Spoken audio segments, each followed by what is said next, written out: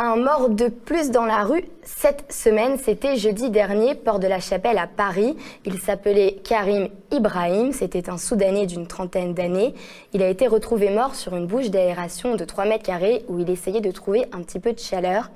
Hier après-midi, à la porte de la Chapelle, des associations, des riverains et des exilés se sont réunis pour rendre hommage à Karim Ibrahim et à tous les migrants décédés dans l'indifférence. Yanis Mamdi a contacté Jean-Jacques Clément, qui est membre du collectif Wilson. Il était au rassemblement. Il y avait 150 à 200 personnes. Ça s'est passé avec des prises de parole et des traductions en anglais et en arabe d'un texte fait par un collectif de solidarité migrant Wilson. Et après, des prises de parole et une minute de silence et des prières qui ont été faites par ses compatriotes soudanais. Et après, on a porté une fleur. Des tailleurs de pierre aussi étaient en train de graver des inscriptions pour laisser une mémoire sur les pierres là, qui avaient été mises par la ville de Paris pour empêcher les gens de dormir. Ça n'a rien empêché du tout et il est mort à quelques mètres de ça.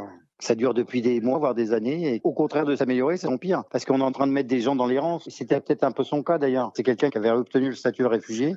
Et sauf qu'elle n'était pas accompagnée. De fait, son parcours, il devait commencer aussi un peu mal psychologiquement. Et en fait, le seul réconfort qu'il trouvait, c'était au travers de ses récents contacts avec ses collègues, en apportant des aides pour aller servir des gens. C'est eux qui sont dans la difficulté et un parcours incroyable qui donne des leçons d'humanité. Ça peut se reproduire. Là, ça s'est su parce que c'est quelqu'un d'Utopia qui l'a découvert en pleine place porte de la Chapelle où il y a déjà plein d'intervenants. C'est un endroit qui était quand même un peu favorable pour que la nouvelle s'étouffe pas. Mais on se demande s'il n'y a pas eu d'autres morts qui ont été étouffés, parce que après la police ramasse. Et là, on ne sait même pas comment ça va se passer à partir du moment où le centre va être fermé le 27 mars. Il n'y a aucun dispositif qui est annoncé. Sachant que moi, par rapport un peu à mes comptages, c'est entre 1500 et 2000 migrants qui sont à la rue dans le nord de Paris.